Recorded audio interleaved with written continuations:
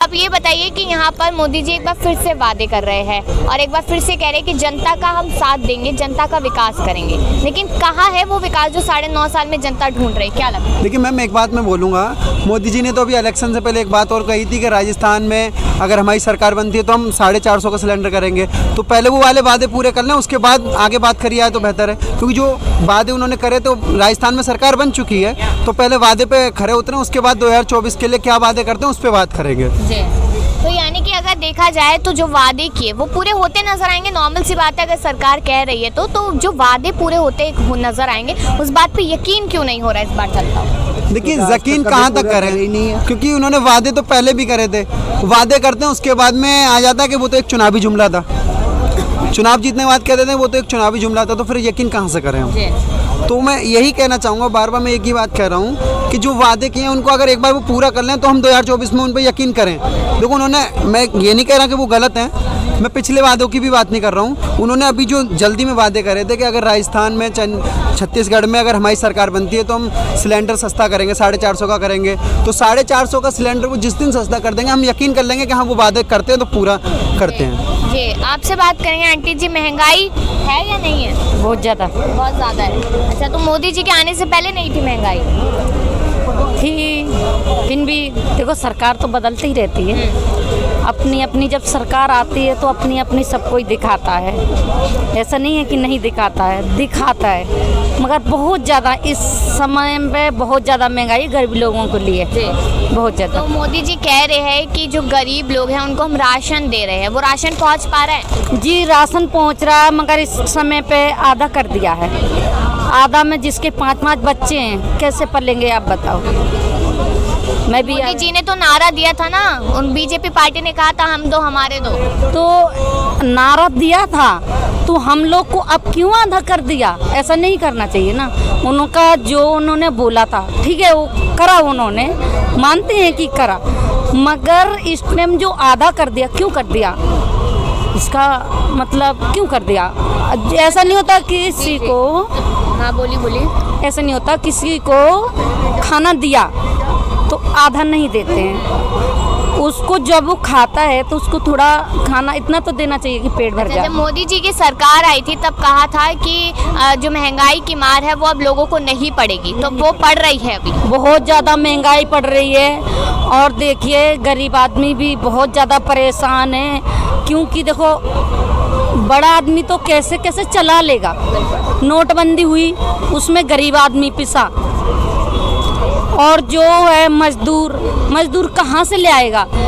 मजदूर कैसे कैसे करके मजदूरी करता है, दिन ना रात मेहनत करता है, तो उसके लिए क्या कहेंगे मोदी जी? तो अभी क्या लग रहा है फिर 24 में मोदी जी पसंद आएंगे लोगों को, नहीं आएंगे? मोदी जी पसंद आएंगे, मगर मोदी जी आधा आधा खिलाएगा तो कैसे पसंद आ सकते हैं? आधा आधा खिलाएगा, कहेंगे कि हम पूरा करेंगे, और फिर आधा आधा। मोदी जी ने बोला था ना कि हम गरीब को 1-1 हज़ार रुपया अकाउंट में देंगे, अभी तक तो हमारे अकाउंट में नहीं आया।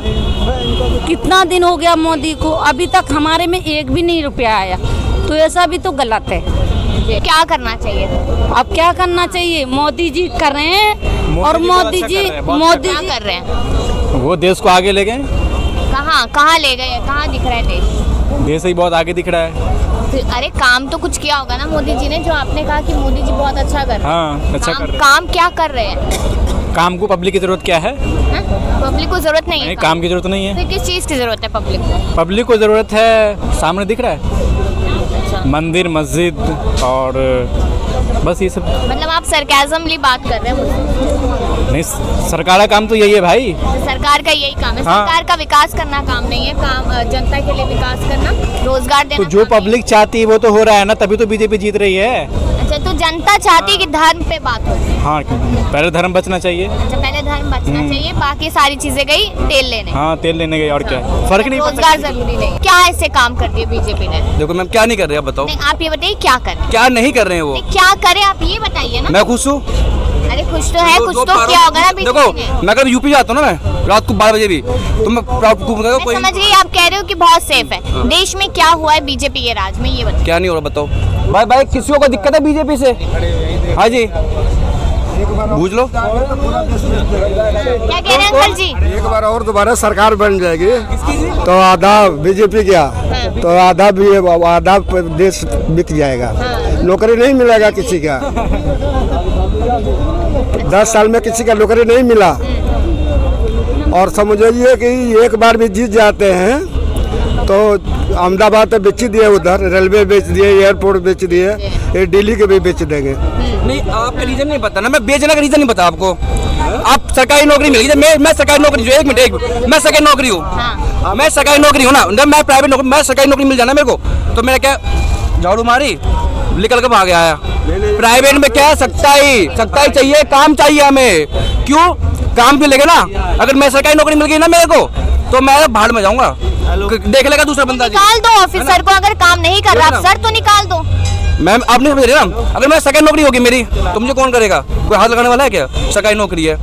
अगर काम नहीं करोगे सरकारी नौकरी में भी तो सरकार निकाल देगी आपको। कहाँ निकालती है? नहीं निकालती ना मैम। फिर सरकार की कमजोरी है। प्राइवेट में आप सकता ही देखो ना, हर चीज का पता ही नहीं लगता। ऐसा है, निजीकरण प्राइवेट होने से सबसे ज्यादा लूट जनता से हो रही है। इसका आप रेलवे डिपार्टमेंट को देख लीजिए, आज रेलवे सबसे ज्यादा लूट का अड्डा बन गया है। रेलवे के अंदर किसी भी रूट पर लोकल और एक्सप्रेस ट्रेन चलती है, पहले दोनों के किराए में फर्क होता था, अब आप देख लीजिए अक्सर एक्सप्रेस और जो लोकल ट्रेनें चलती है दोनों का सेम किराया कर दिया गया है। और एक बात, तो बुजुर्गों को पहले 50% रियायत मिलती थी, मोदी जी ने वो रियायत भी खत्म कर दी है रेलवे के अंदर।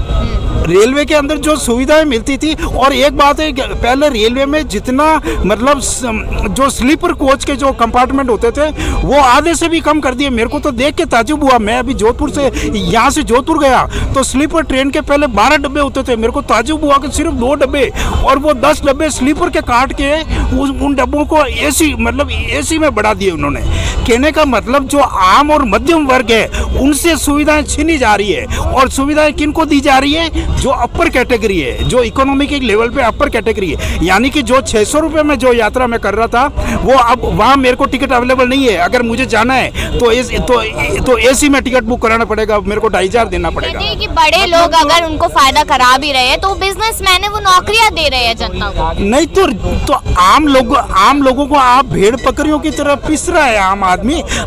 आज बुजुर्गों के लिए इनको जो ये सोचने की बात है, जो रेलवे में 50% रियायत मिलती थी उसको सरकार ने क्यों खत्म कर दिया बुजुर्गों के लिए? ये निजीकरण का ये नुकसान है। निजीकरण होने से वो जो मतलब जिस पार्टी के हित में है वो सिर्फ अपना मुनाफा देखेगा, वो जनता का हित नहीं देखेगा, वो जनता को सुविधाएं नहीं देगा। कैसे लगता है अंकल मोदी जी? मेरे को पसंद नहीं है। नहीं है पसंद आपको? क्यों पसंद नहीं है? नहीं है पसंद है।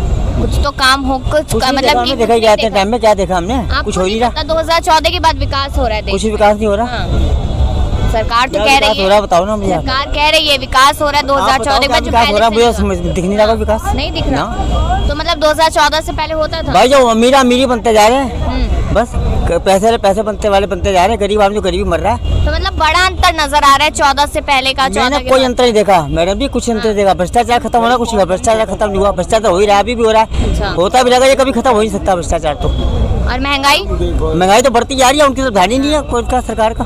और नौकरियां मिली है युवाओं को। इलेक्शन आते हैं, चुनाव आते हैं, तब तो कर देते हैं 200 सिलेंडर कम होगा, ये हो गया, उसके बाद वही रंटी उड़ाएंगे। कभी बाद में देखना क्या होता है।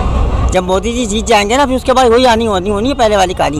होना कुछ नहीं है, हाँ, वही होनी है कहानी। देखिए, निजीकरण होने से अंतिम व्यक्ति जो है समाज का, वो कहीं ना कहीं लाभान्वित नहीं हो पाएगा। कारण क्या, अभी जैसे एक सज्जन ने कहा कि निजीकरण होने से सुविधाएं बढ़ गई हैं, और सरकारी जब विभाग होता है तो कर्मचारी काम नहीं करते। यदि काम नहीं करते तो उसके ऊपर जो मिनिस्ट्री बैठी है, जो उसके ऊपर जो मंत्रालय है, तमाम जिम्मेवार हैं, तो कहीं ना कहीं वो सत्यनारायण भगवान की कथा करने के लिए नहीं आए, वो सुधार के लिए आए हैं। विभाग में कहीं टूट फूट है, कुछ कमियां हैं, तो उन्हें सुधार कीजिए, उन अधिकारियों को चेंज कीजिए। बेरोजगारी बहुत है, बहुत पढ़े लिखे घूम रहे हैं, उनको अवसर दीजिए, मेरा तो है।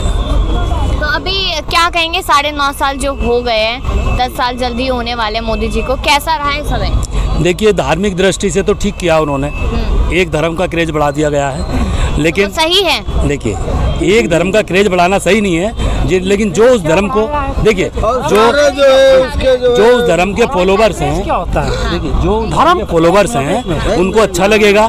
अन्य जो धर्म के लोग हैं उनको कहीं ना कहीं ये लग रहा है कि वो पीछे नहीं रह गए। गलत बात क्यों कर रहे हो? धर्म का क्रेज क्या होता है? धर्म का क्रेज क्या होता है? धर्म का क्रेज क्या होता है हाँ। ये तो आप भी जान रहे हैं। नहीं, आपने कहा ना बढ़ा दिया, कैसे बढ़ा दिया? धर्म का क्रेज जो बढ़ा रहे हैं इसलिए कुछ लोगों को अच्छा लग रहा है, लेकिन मेरा मानना जितने भी धर्म हैं, जितने भी धर्म के फॉलोवर्स हैं, सभी के आइडल हैं, वो सभी के लिए जिम्मेवार हैं, कोई एक धर्म विशेष के लिए नहीं है। तो मेरा ये कहना है सभी धर्मों के लोग जो हैं उनकी रहनुमाई होना चाहिए, सभी जाति वर्ग की रहनुमाई, क्योंकि सबके वो मुखिया हैं, संपूर्ण देश के मुखिया, सबके प्रधानमंत्री हैं, वो एक धर्म के मोदी जी प्रधानमंत्री। कह रहे हैं 4 जातियां हैं उनके लिए, किसान है, युवा है, गरीब है, महिलाएं, ये 4 जातियां हैं देश में उनके लिए। देखिए, मान लिया 4 जातियां हैं, उस पैटर्न पे काम करो। फिर जो जाति सर्टिफिकेट इशू हो रहे हैं सभी स्टेटों में, उस पर रोक लगाइए।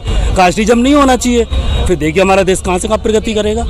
यदि तो कर रहा है बिना कास्टिज्म के ही प्रगति कर रहा है, बिना कास्टिज्म के ही जो 4 बताए हैं ना उन्होंने, उसी में प्रगति तो कर रहा है। जब सारी दुनिया की अर्थव्यवस्था डाउन में जा रही है, हमारे देश का, 1 मिनट सुन लो यार, धर्म का क्रेज बता रहे हो, क्या धर्म का क्रेज क्या मतलब होता है? वो अपनी बात रखें, अपनी बात नहीं, गलत बात बोलोगे तो गलत जवाब नहीं मिलेगा आपको। धर्म का what do you mean by धर्म का क्रेज? हर आदमी अपने धर्म को मानता है, मैं भी वो कोई क्रेजी होता है क्या?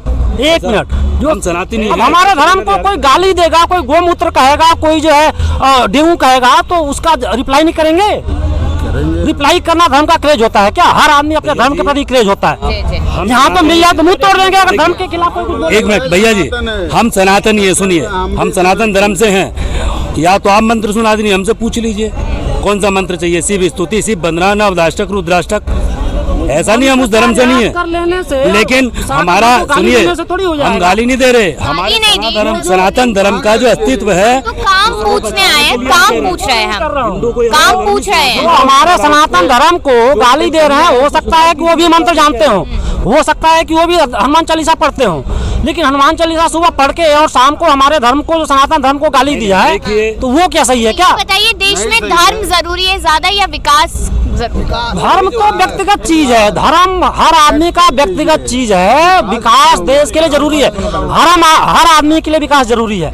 धर्म तो अपना व्यक्तिगत चीज है ना, आप जिस धर्म को मानते हैं, अगर कोई इंटरफेयर करता है तो फिर वो बुरी चीज है। मैम देखिए, जो बंकिम चंद्र चटर्जी थे, जिनके अल्फाजों को राष्ट्र धरोहर संजोया गया कहीं ना कहीं, वंदे मातरम, ठीक है, तो उन्होंने एक बहुत बड़ी महत्वपूर्ण बात कही थी, शायद लोग दृष्टि नहीं दौड़ाते।